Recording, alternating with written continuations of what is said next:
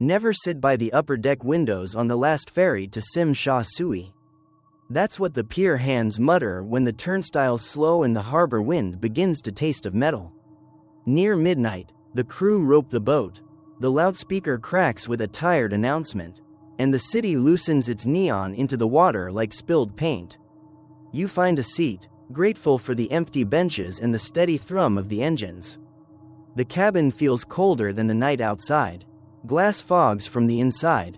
She does not board with you. You never see her in the queue. Never hear the ticket click in her hand. She is simply there after the horn sounds. A woman in a pale cheongsam. Posture perfect, palms folded, when you try to study her features. The fog on the window swirls. And where a face should be there is only a smear. As if the harbor itself has wiped her clean. The ferry should cross in 10 minutes. But the skyline keeps repeating, Central. Then Wan Chai. Then Central again. As if the boat is circling something it cannot see. Footsteps fade. The crew vanish behind doors that do not open.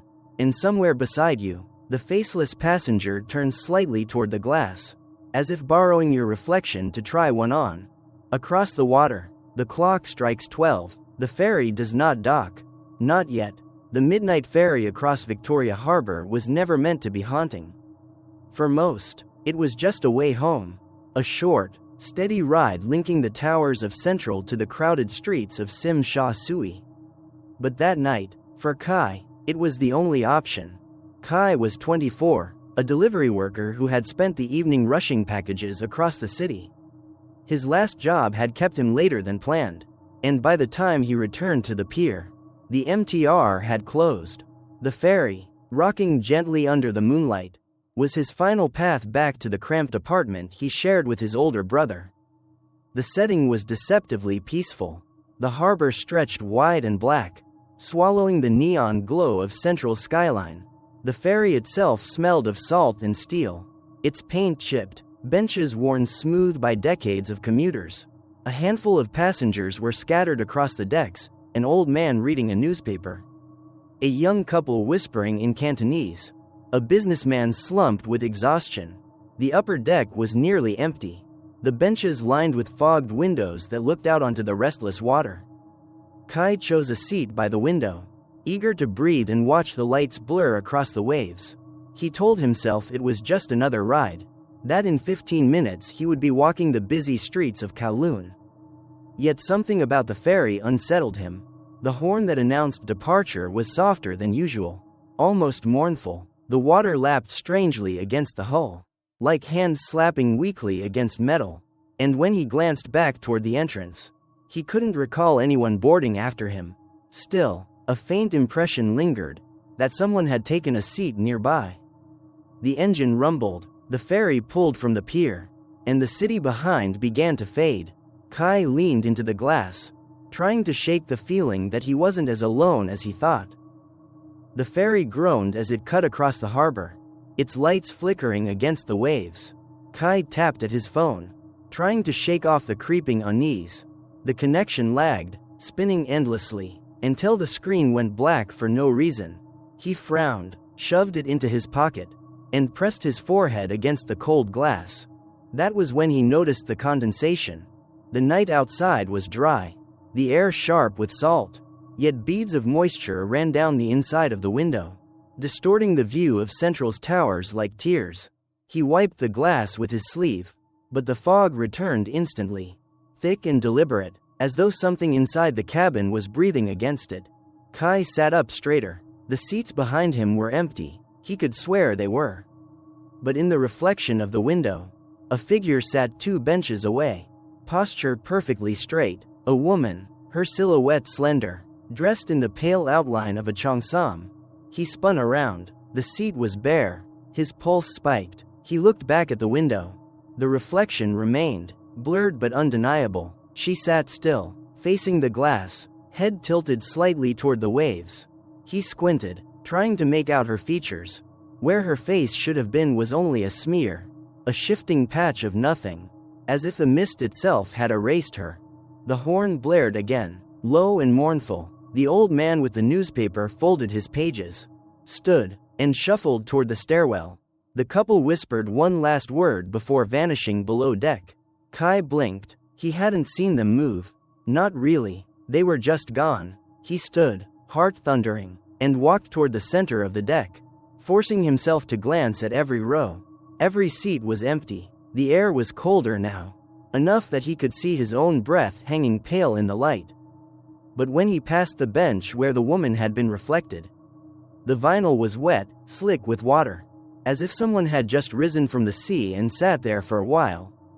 Kai backed away, chest tight. He stumbled toward the stairwell, but the door wouldn't budge. It was locked, though he knew it had been open minutes earlier. Behind him, the sound of footsteps began. Slow, measured, damp. He turned his head toward the windows. In the glass, she was no longer seated. She was standing, closer now, her faceless blur angled toward him, as if she had been waiting for him to notice. Kai gripped the locked stairwell door, rattling the handle until his knuckles ached. The metal didn't move. The hum of the engine deepened beneath his feet. Steady but wrong, more like a heartbeat than a motor. He turned back toward the deck. Empty benches stretched in neat rows, every one slick with condensation. The air pressed colder against his skin, heavy enough to sting his lungs. He glanced through the window, expecting to see Tsim Sha Tsui drawing closer. Instead, the skyline repeated itself, the lit towers of Central, then Wan Chai, then Central again, sliding past in an endless loop. The ferry wasn't crossing the harbor. It was circling, trapped in a path that bent back on itself. Kai's throat tightened. "Hello?" he shouted, voice cracking. It echoed too long, as if the cabin were larger than before. No crew answered, no passengers stirred. Then the radio near the stairwell sputtered. Static burst. Then a clipped female voice whispered in Cantonese, "Next stop, never." The speaker popped, releasing a faint trickle of seawater onto the floor. Kai stumbled back, heart pounding. He forced his eyes away from the windows, but movement dragged his gaze back. The reflection of the faceless woman was closer, 2 rows away now, though her seat remained empty in the real cabin. She was leaning slightly forward, blurred head tilted as if listening to his breathing. He shut his eyes, whispering to himself, "It's not real. I'm tired, that's all." When he opened them, the benches were no longer empty. Shapes occupied the seats, pale and dripping, like silhouettes carved from fog. They shifted and vanished when he blinked, leaving wet streaks behind. Footprints, dark and glistening, began to form on the deck, leading toward him. Kai's body locked. He pressed himself against the stairwell door.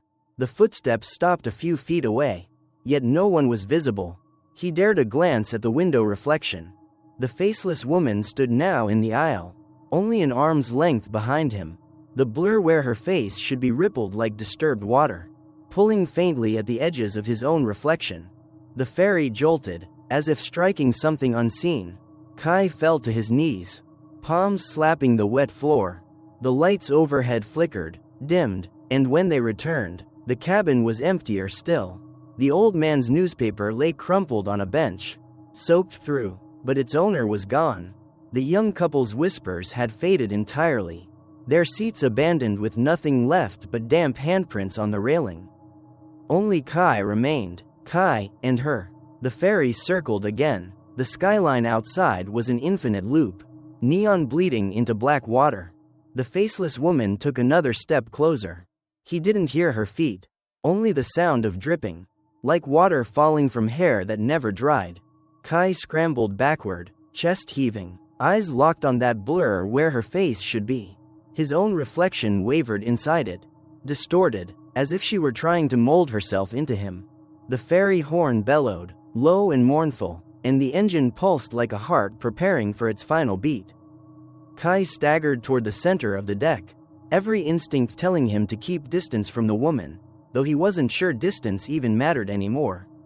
The ferry continued to circle, the skyline looping endlessly, until the bright towers of Hong Kong blurred into a smear of neon. His mind clawed for reason. Stories, rumors, anything. Then he remembered his grandmother's warnings about the star ferry at midnight. She had whispered the tale like a bedtime cautionary rhyme, of a young woman in the 1960s. Betrayed by her lover, who leapt from the upper deck into the harbor's black water. The newspapers had called it suicide, but neighbors claimed her body was never found. For weeks afterward, ferrymen refused to sail at midnight.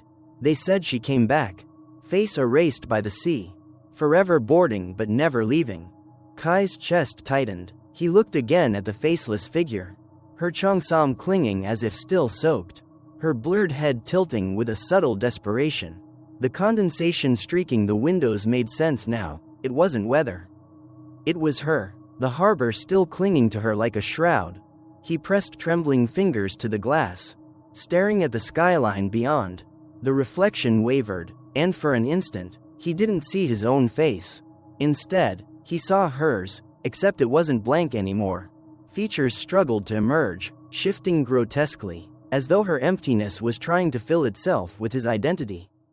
"No," Kai whispered, stepping back. His breath fogged the glass. "I'm not yours." The radio crackled again, sputtering through static. A voice, faint, old, murmured in Cantonese, "She just wants to be seen." Then silence. Kai's mind spun. Was that the truth? Was she not hunting, but pleading? Was her facelessness not a weapon, but a wound? If no one ever recognized her, if her story dissolved into legend, then perhaps she was doomed to ride forever. Invisible, erased. The ferry jolted sharply, sending him against the bench. His phone buzzed in his pocket. He pulled it out with shaking hands. The screen, though cracked with static, displayed a single line of text. "Remember her." The timestamp read 1963. Kai's throat constricted. He looked again at the faceless woman, who now stood only steps away, her form flickering in and out of the reflection. The blur where her face should be trembled violently, as though straining for release. And then he understood. She wasn't trying to steal his face. She was trying to borrow it, just long enough to be remembered. The ferry's horn wailed across the black harbor. The skyline repeated once more, and Kai realized that whether he acknowledged her or not, the boat would never dock until he made a choice. The ferry's deck trembled under Kai's feet, as though the harbor itself had grown restless. The faceless woman stood only a few steps away, her cheongsam rippling in a wind he couldn't feel. The blur where her face should be churned like smoke, pulling faint strands of light from the reflections on the windows. Kai's pulse hammered. Every instinct told him to run, to claw at the locked stairwell door, to do anything but stand still.